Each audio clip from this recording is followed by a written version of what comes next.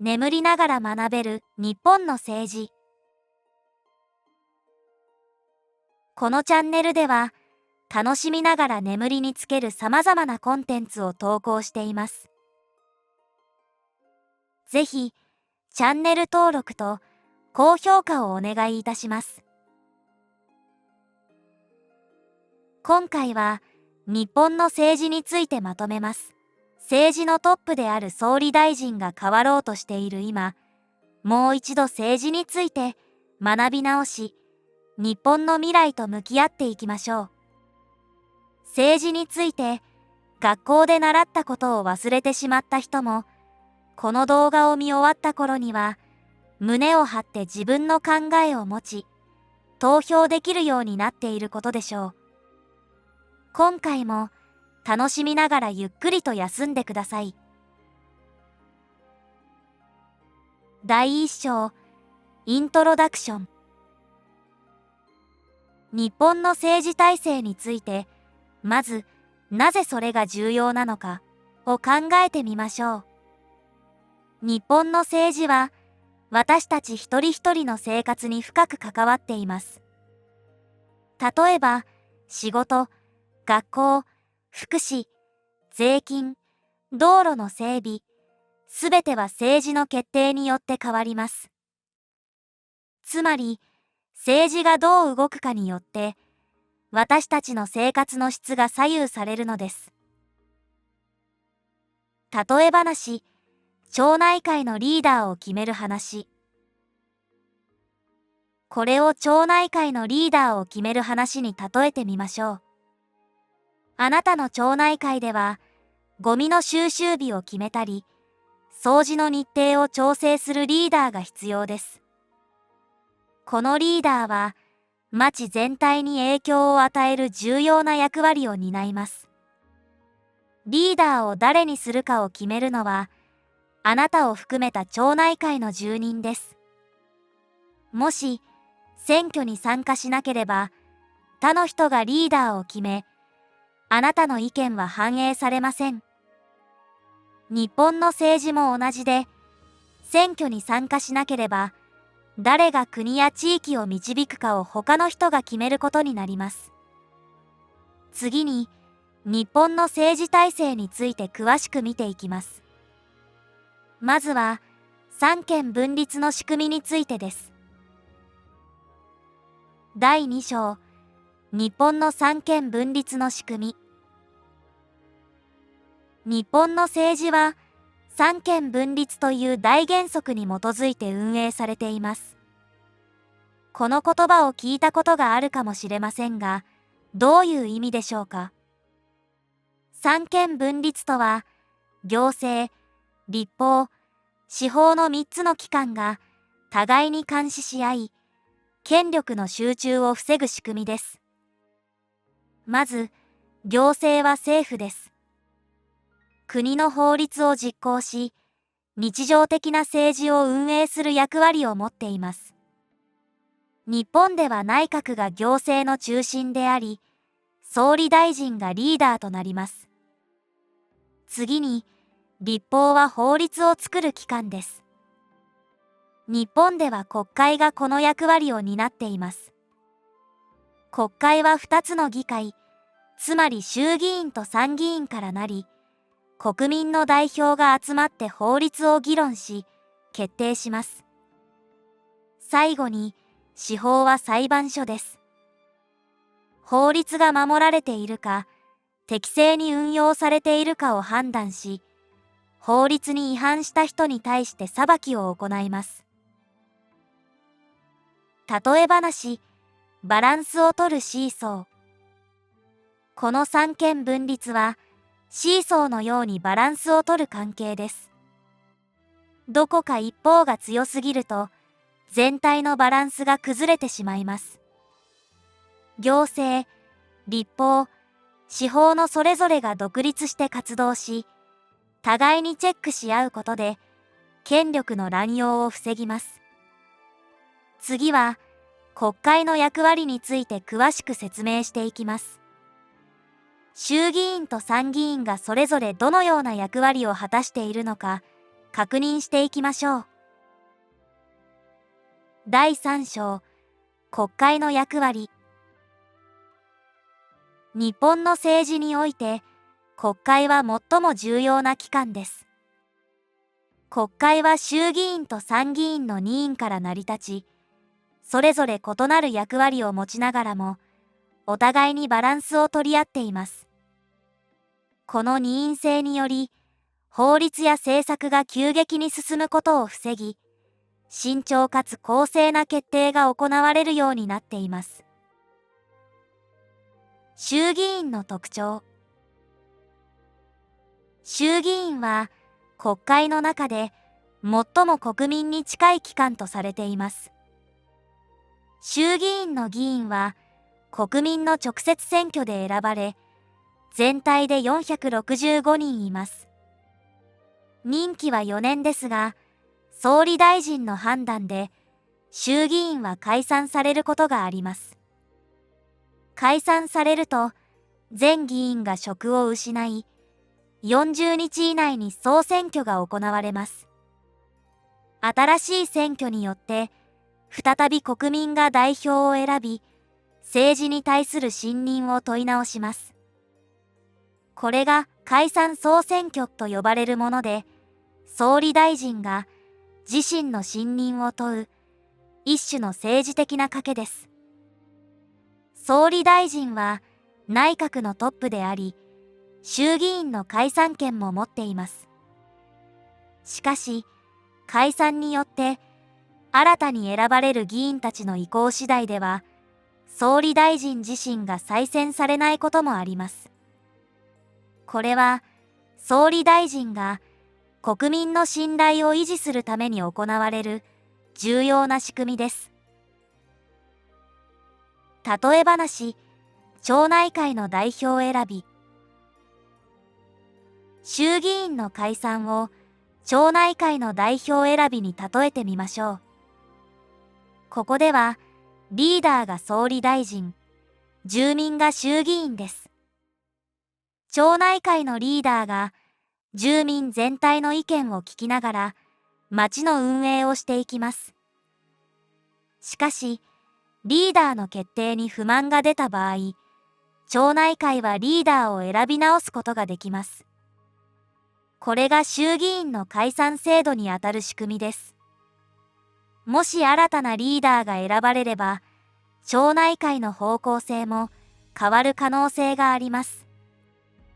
衆議院は内閣不信任決議という強力な権限も持っており、総理大臣や内閣が適切に職務を遂行していないと判断すれば、信任を問い直すために解散を求めることができます。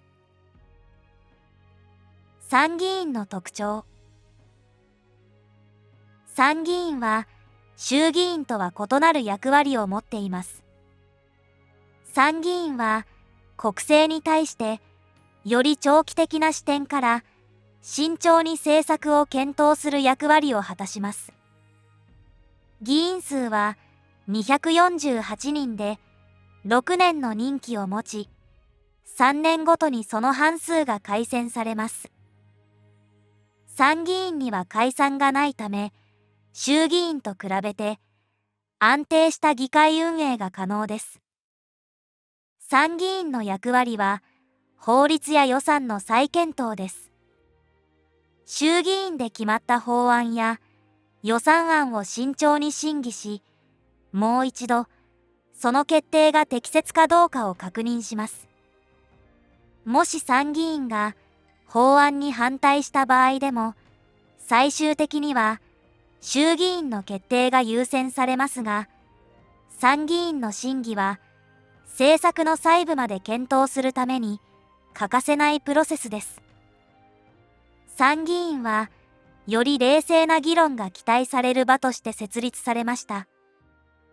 解散がないため、衆議院のように選挙を恐れることなく、長期的な視点で議論を進めることができます。例えば、大きな経済政策や憲法改正など、国全体に大きな影響を与える政策は参議院での徹底した議論が必要とされます。例え話、町内会の監査役。参議院を町内会の監査役に例えると、リーダーが決めたことをもう一度確認する役割です。ここでは、リーダーが衆議院だと思ってください。リーダーが町の運営をうまく行っているか、冷静に見守りながら、問題点を指摘することが監査役の仕事です。参議院も同じく、衆議院の決定を慎重に再検討することで、過ちを防ぐ役割を担っています。衆議院と参議院の協力と対立。衆議院と参議院は、それぞれの役割が異なるため、時には意見が対立することがあります。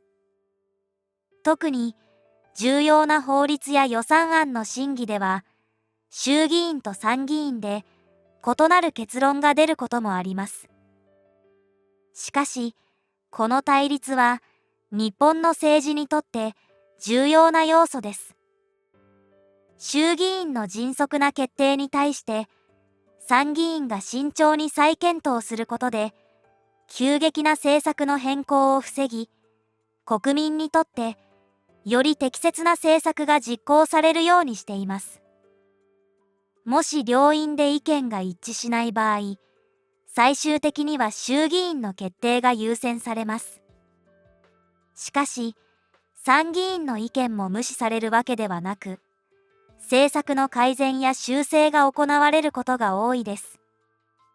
これが国会のバランスを保ちながら政策を進めるための重要な仕組みです。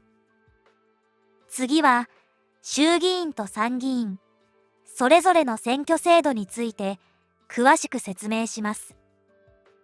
どのようにして私たちの代表が選ばれるのか見ていきましょう。第4章、選挙の仕組み。日本の選挙は私たち国民が直接的に政治に参加する最も重要な機会です。特に衆議院選挙と参議院選挙は国政に大きな影響を与えます。それぞれの選挙には異なる仕組みがあり、どちらも国民の意思を反映させるための重要な制度です。衆議院選挙。衆議院議員は小選挙区制と比例代表制という2つの方式で選ばれます。この2つの制度を使い分けることで、地域ごとの代表と全国的な政党の支持がバランスよく反映されるようになっています。小選挙区制。日本全国は289の小選挙区に分かれています。小選挙区では各選挙区ごとに1人の議員が選ばれます。この仕組みでは、その選挙区で一番多くの票を獲得した候補者だけが当選します。この方式は勝者総取りとも呼ばれ、各選挙区で競争が非常に激しくなります。例え話、クラスで班長を選ぶ方法。小選挙区制はクラスで班長を選ぶようなものです。クラスの全員が投票をして、最も多くの票を得た人が班長になります。2番目や3番目に多く票を得た人は選ばれません。この仕組みでは、1票でも多く取れば、その候補者が選ばれるため、非常にシンプルです。比例代表制。比例代表制では、日本全国が11のブロックに分けられ、各ブロックごとに複数の議席が割り当てられます。ここでは、政党が出した候補者リストに基づき、政党ごとの得票数に応じて議席が配分されます。政党の支持率がそのまま議席に反映されるため、少数派の意見も反映されやすくなります。例え話、学校の部活動人気投票と生徒会代表選び。この学校では部活動がとても重視されています。そして人気の部活動から生徒会の代表者を選びます。今回は全校生徒が投票で10人の生徒会代表を選ぼうとしています。各生徒は自分が応援したい部活動に投票します。例えば、サッカー部、野球部、バスケ部など、いくつかの部活動が候補として挙げられています。投票結果に基づいて、それぞれの部活動から何人の代表者を生徒会に送るかが決まります。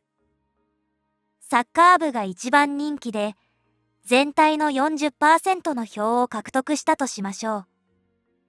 すると、サッカー部から4人の代表が生徒会に選ばれます。次に、野球部が 30% の票を得れば3人が選ばれます。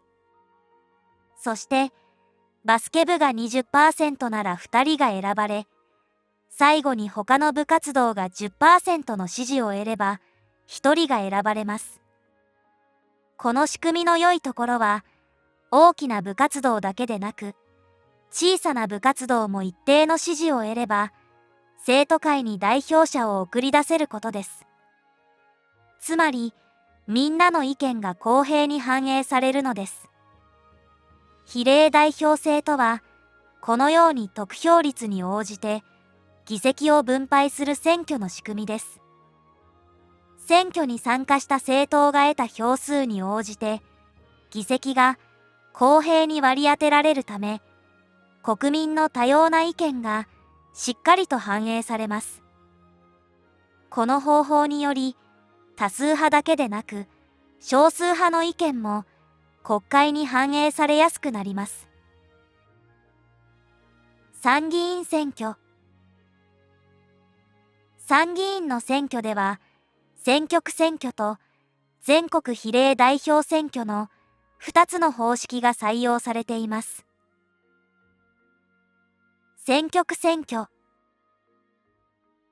参議院選挙区選挙では、日本全国が45の選挙区に分かれています。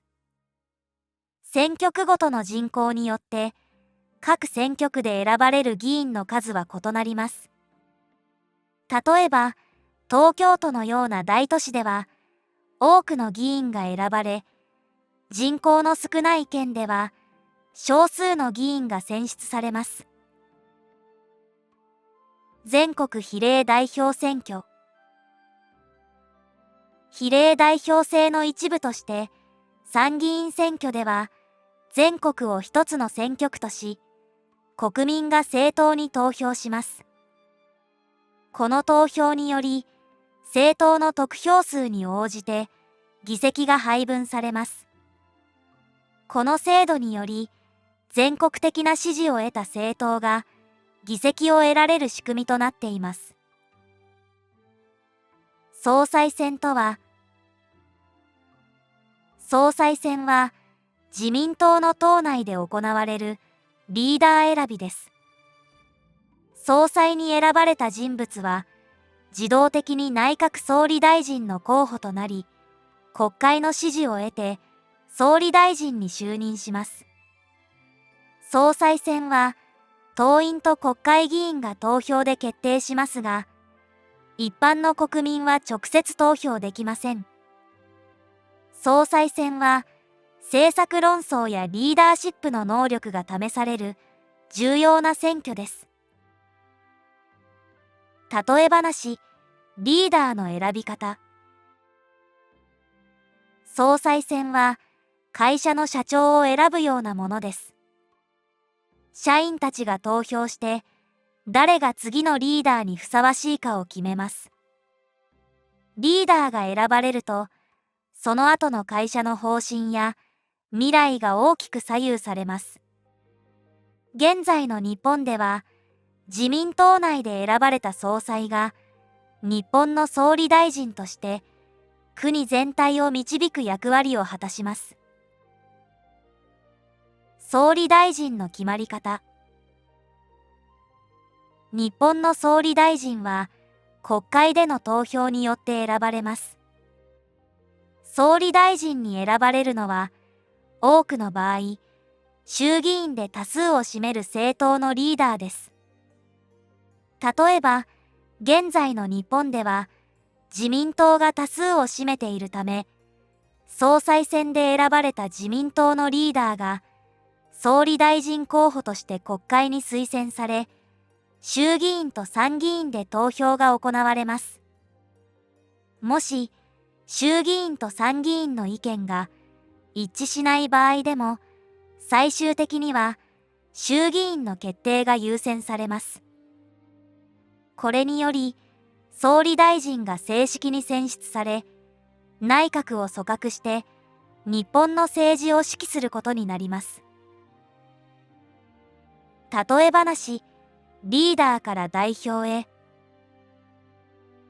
町内会のリーダーを決める話に例えれば、まず町内会の内部でリーダーが選ばれ、その後、他の町内会のリーダーたちが集まって代表者を選びます。この代表者が町全体の運営を任されるという仕組みが、総理大臣の選び方に似ています。次は、日本の主要政党とそれぞれの政策について詳しく見ていきましょう。第5章、日本の主要政党とその考え方。日本には様々な政党があり、それぞれが異なる政策やビジョンを掲げています。ここでは、日本の主な政党とその基本的な考え方、政策について詳しく説明していきます。どの政党がどのような価値観や政策を持っているのかを理解することで、選挙で自分に合った候補者を選ぶ手助けとなります。自由民主党、自民党。自民党は日本の政治で大きな役割を果たしている政党です。1955年に生まれて以来、ほとんどずっと政権を担当してきました。自由主義を大切にしながら、常に新しい改革を進める保守政党を目指しています。自民党の基本的な考え方は、自由と民主主義を大切にすることです。また、古くなって今の時代に合わないものは変えていく一方で、守るべき大切なものはしっかり守ろうとします。これは、秩序の中に進歩を求めるという言葉で表されています。政策の特徴としては、まず、日本の伝統や文化を大切にする姿勢があります。経済では、基本的に自由な市場経済を支持していますが、必要な時には政府が適度に関わることも認めています。安全保障では、アメリカとの同盟関係を重視しています。また、自衛隊の役割を広げて、日本の安全をより強くしようとしています。社会面では、家族や地域社会のつながりを大切にする政策を進めています。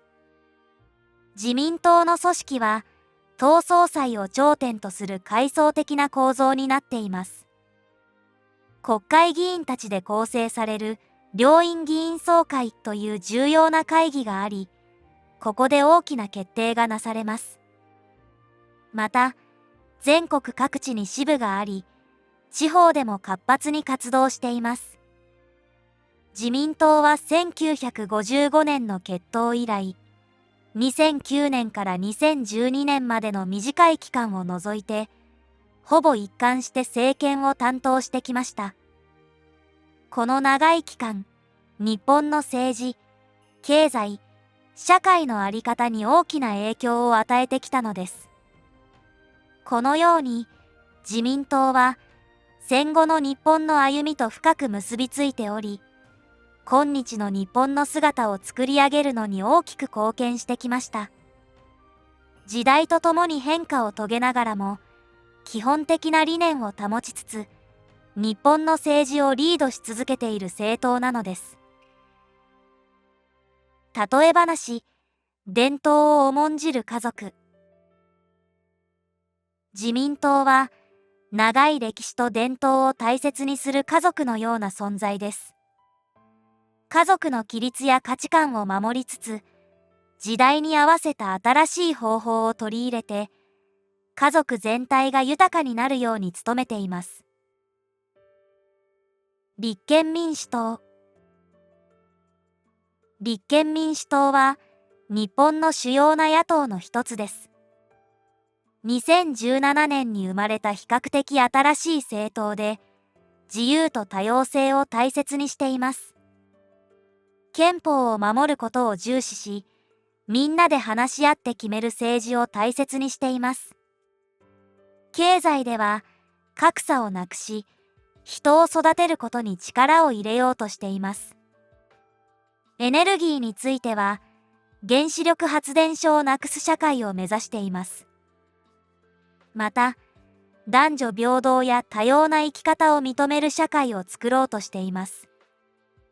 国際的には、他の国々と協力することを大切にしています。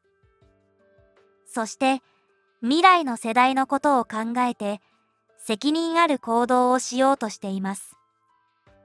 立憲民主党は、今の政府与党である自民党に対して、違う意見を出す役割を果たしています。みんなが支え合う社会を作ることを目指し、日本の政治で重要な役割を担っています。例え話、より平等な社会を目指す。立憲民主党は、すべての家族が平等に暮らせるように、家族全員が助け合いながら生活することを目指しています。裕福な家族だけでなく、誰もが十分な支援を受けられることを重要視しています。日本維新の会。日本維新の会は、2012年に大阪で生まれた比較的新しい政党です。自立を大切にし、個人も地域も国も自分の力で立っていけるようにすることを目指しています。この政党の特徴は、今ある政治のやり方を大きく変えようとしていることです。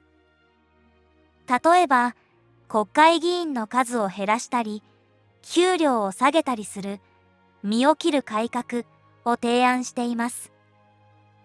また、教育にお金がかからないようにすることや、憲法を変えることも考えています。地方にもっと力を与えようとしているのも特徴です。日本維新の会は大阪に本部があります。これは東京以外に本部がある唯一の国政政党です。地方の議員さんたちと国会の議員さんたちが同じくらい大切な立場にあるのも面白いところです。今、国会では野党の中で2番目に大きな政党になっています。特に大阪では、たくさんの人に支持されています。この政党は、今までの政党とは違うやり方で、政治を良くしようとしています。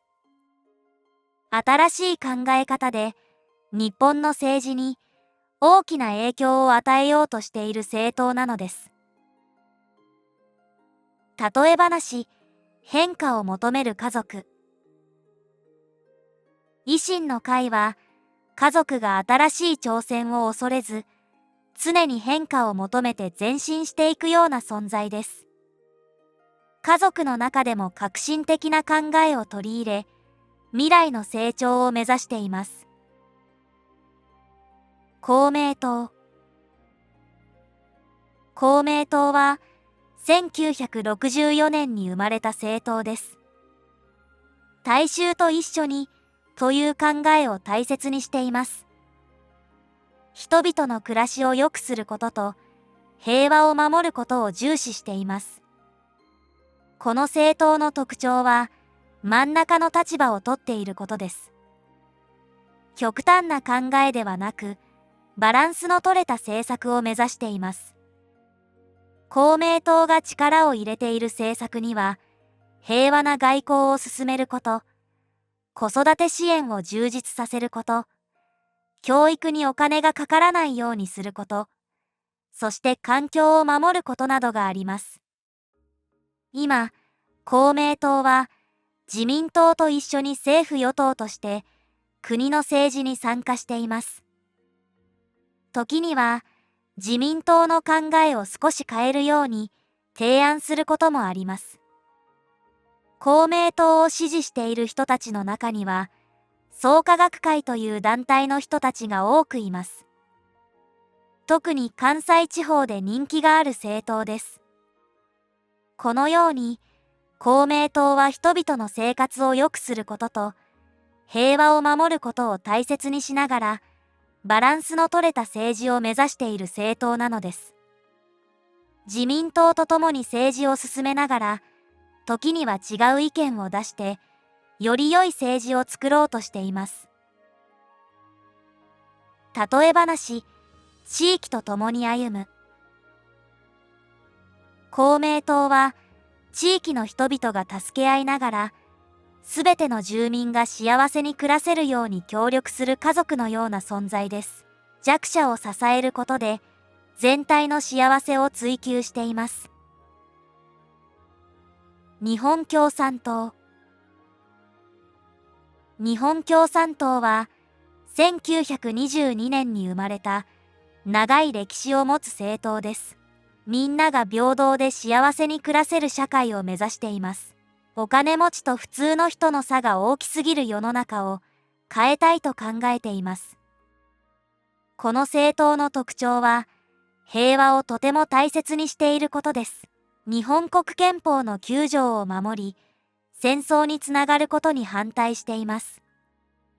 また、原子力発電所をなくして、太陽光や風力などの自然の力で、電気を作る方法に変えたいと考えています。日本共産党は、大きな会社が得をしすぎないように、税金の仕組みを変えることも提案しています。働く人たちの給料を増やしたり、権利を守ったりすることも大切にしています。この政党は、日本中に支部があり、たくさんの人たちが活動しています。国会や地方の議会にも議員がいて、自分たちの考えを伝えています。日本共産党は、他の政党とは少し違う考え方で政治を見ています。世の中の問題点を指摘し、みんなが平等に暮らせる社会を作ろうとしている政党なのです。今でも多くの人に支持されて、日本の政治に影響を与え続けています。国民民主党。国民民主党は2020年に生まれた比較的新しい政党です。真ん中の立場を取りながら現実的な政治を目指しています。厳しすぎる考えも緩すぎる考えも避けてバランスの取れた政策を大切にしています。この政党の特徴は現実に合った政策を考えようとしていることです。例えば、エネルギーの問題では、原子力発電所をすぐになくすのではなく、少しずつ変えていこうと提案しています。また、憲法を変えることにも前向きな姿勢を見せています。経済では、消費税を一時的に下げることなども考えています。国民民主党はいくつかの政党が合併したり分裂したりする中で生まれた政党です。その歴史は少し複雑ですが、わかりやすく説明してみましょう。もともと民進党という政党がありました。この民進党が2017年に分かれて、希望の党という新しい政党ができました。そして2018年に民進党の一部と希望の党が一緒になって、国民民主党という政党を作りました。その後、2020年に立憲民主党と国民民主党が一つになろうとしました。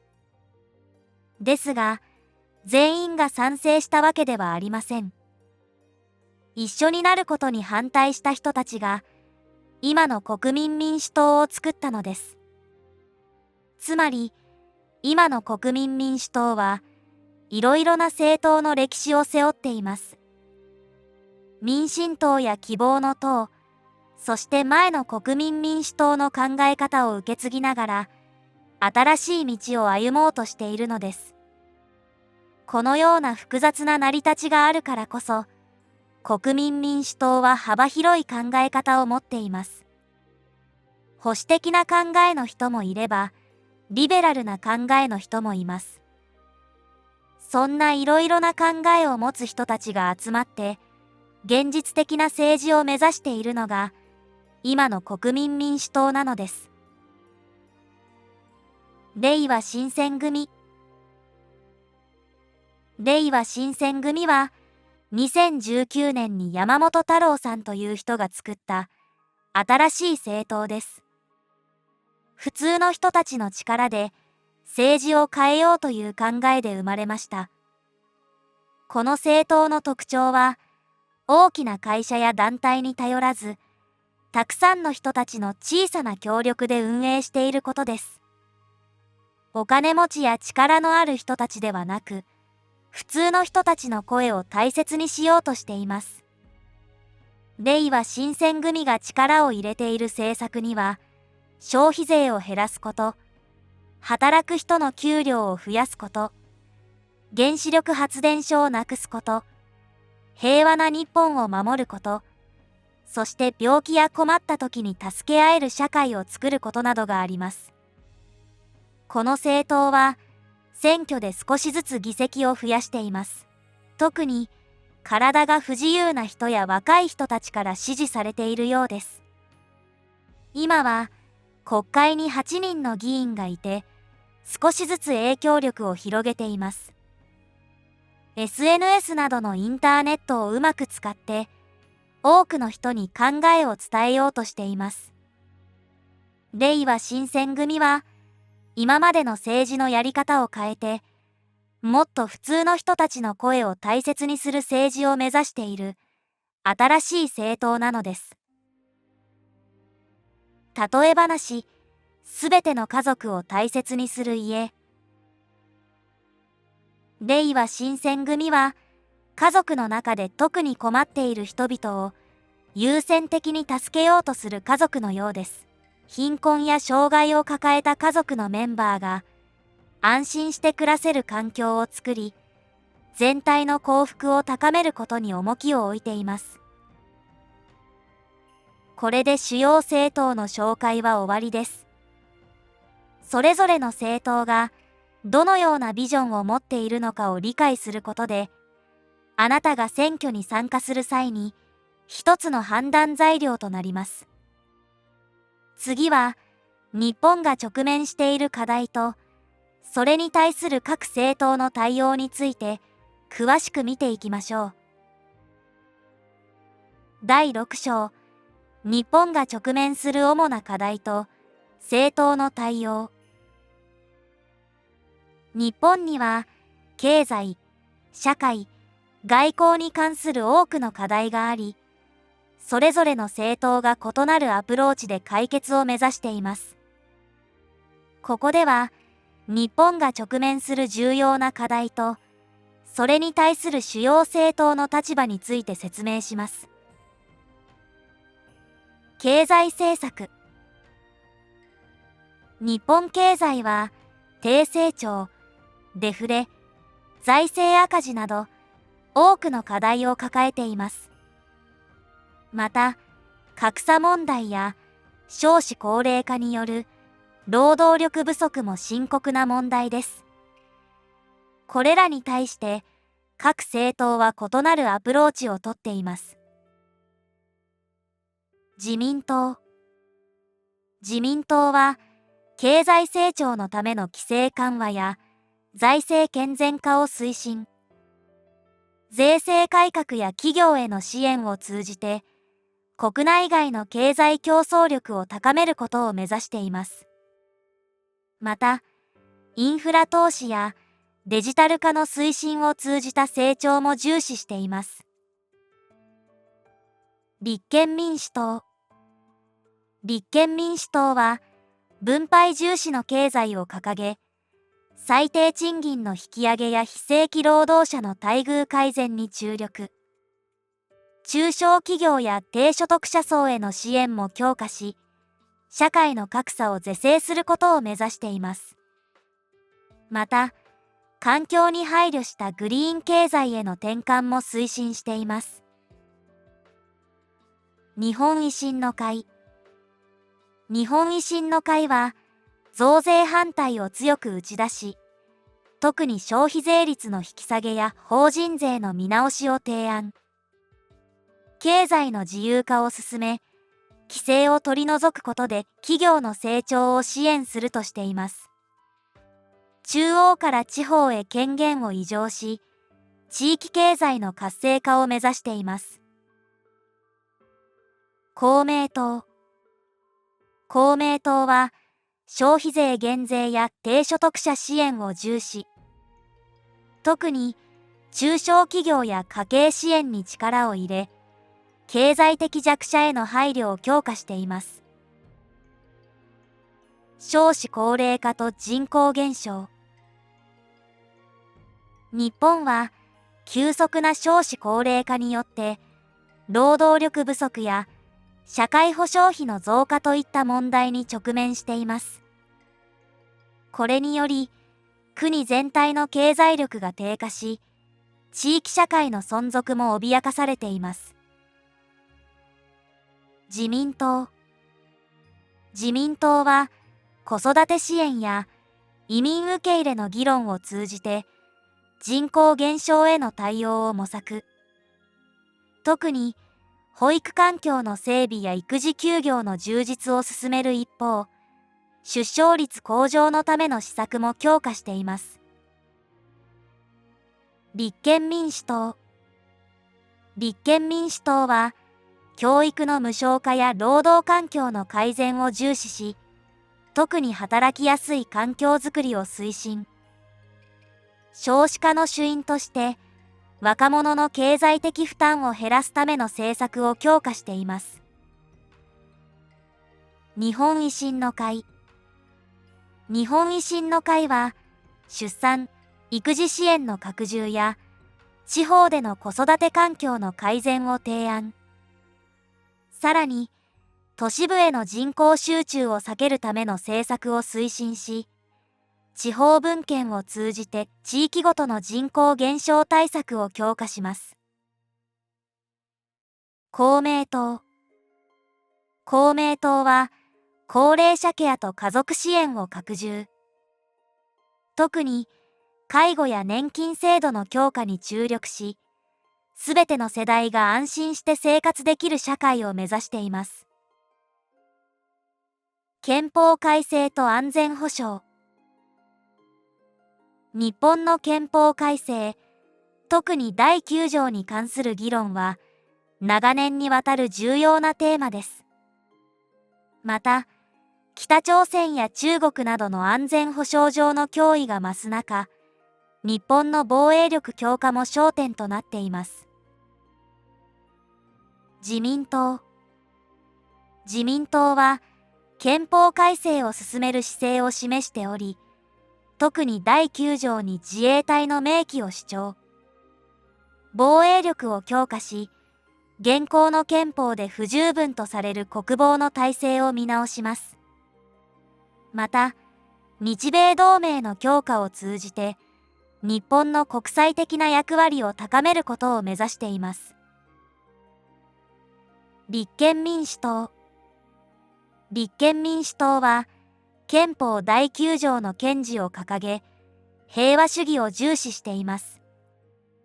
外交を通じて問題を解決する方針で、防衛費の増大には慎重な立場です。日本維新の会。日本維新の会は、憲法改正に積極的であり、特に緊急事態条項の導入や自衛隊の明記を支持。日本の防衛力を強化し、国際的な役割を高めるための政策を提案しています。公明党。公明党は、現在の憲法を維持したまま、補強し、必要な条項を補っていく姿勢。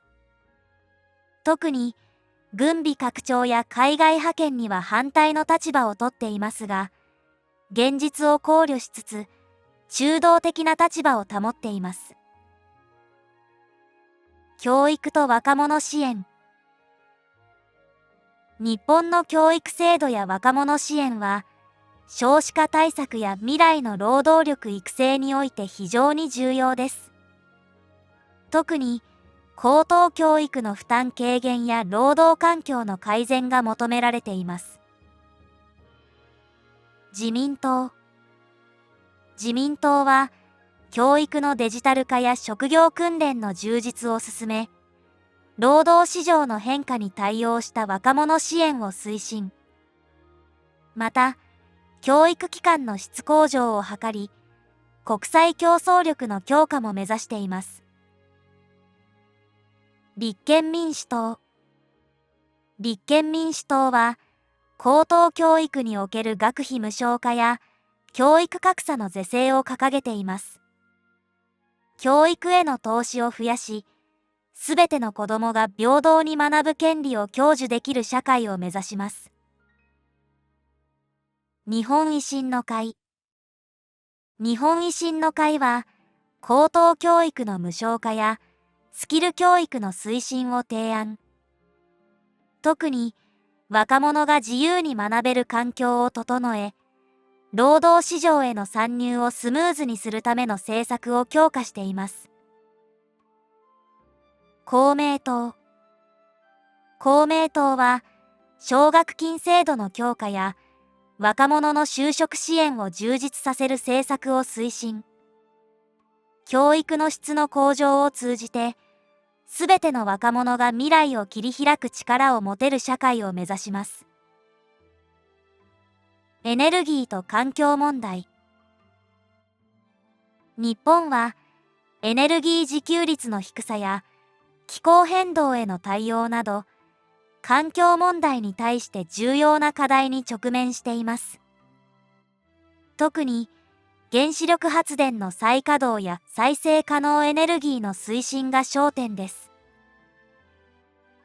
自民党。自民党は、原子力発電の稼働を容認しつつ、再生可能エネルギーの導入を進めています。水素やアンモニアなどの次世代エネルギーにも着目しています。立憲民主党。立憲民主党は、原子力発電の廃止を掲げ、再生可能エネルギーの拡充に注力しています。脱炭素社会を目指し、環境に配慮した経済政策を進めています。日本維新の会。日本維新の会は、原子力発電の建て替えを検討しつつ、エネルギーの多様化を進めることを目指しています。再生可能エネルギーの比率を高め、エネルギーの自立性を強化します。公明党。公明党は、再生可能エネルギーの推進に注力。環境保護と経済成長の両立を目指し、持続可能な社会を作るための政策を進めています。例え話、未来のエネルギー選択。エネルギー問題を家の電力供給に例えると、自民党は既存の発電設備、原子力発電を活用しながら、太陽光などの新しいエネルギー源も取り入れようとしています。一方で、立憲民主党は古い発電設備を徐々に廃止し、新しいエネルギー供給源に完全に切り替えたいと考えています。維新の会は古い発電設備をリニューアルしつつ、新しいエネルギー供給のバランスを取ろうとしています。ジェンダー平等と LGBTQ+ の権利。ジェンダー平等や LGBTQ+ の権利保護は、近年、日本でも重要な課題となっています。性別や性的指向による差別をなくし、平等な社会を作るための議論が進んでいます。自民党は慎重な議論を続けていますが、具体的な法制度化には消極的です。ジェンダー平等についても、党内で意見が割れており、前進的な変化を志向しています。立憲民主党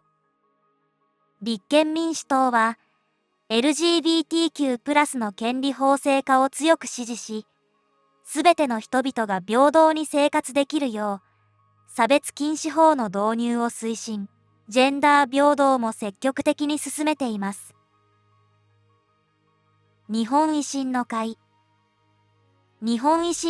は、法的保護の強化を支持し、女性の活躍を推進しています。ジェンダー平等や LGBTQ+ の権利向上にも前向きな姿勢を見せています。差別をなくし、自由で平等な社会を目指していますが、同性婚の法制化に関しては慎重な姿勢をとっています。公明党は、共生社会の実現を目指し、すべての人が平等に暮らせる社会づくりを支援しています。ジェンダーや LGBTQ+ の権利についても配慮した政策を進めています。例え話、すべての人が居心地の良い家。ジェンダーや LGBTQ+ の問題を家族全員が快適に暮らせる家に例えると、立憲民主党や維新の会は全員が平等に居場所を持つ家を目指しています。一方、自民党は現状を見守りながら、家のルールを慎重に変えていく姿勢です。移民と外国人労働者。日本は、少子高齢化による労働力不足を解消するために、外国人労働者や移民の受け入れを進めるべきかどうかが議論されています。自民党は、移民受け入れに対しては慎重な立場をとっていますが、労働力不足を解消するために外国人労働者の制度見直しを進めています。立憲民主党は、外国人労働者の権利保護を強化し、移民の受け入れについても人権の観点から慎重に対応することを求めています。日本維新の会